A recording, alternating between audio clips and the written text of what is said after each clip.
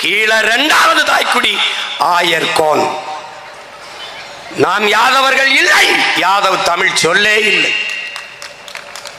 இரண்டாவது பெரிய தாய்க்குடி ஆயர் மேய்ப்பன். நான் கோன். கோன் என்றால் அரசன்.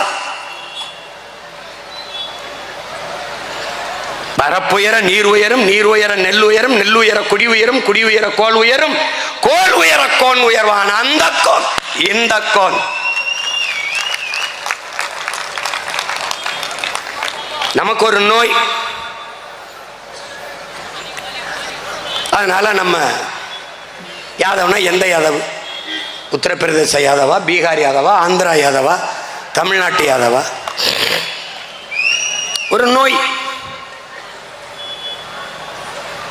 இரண்டாவது தாய்க்குடி இந்த நாட்டில் பெற்றிருக்கிறது 2 அமைச்சர்.